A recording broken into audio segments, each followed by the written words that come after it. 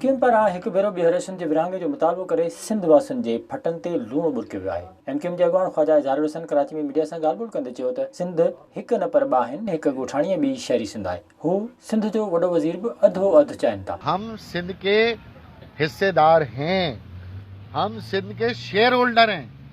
हम तो चाहेंगे chief minister भी हमारा ज़्यादा शेयर करें। सिर्फ वजारतों से क्या फायदा होगा?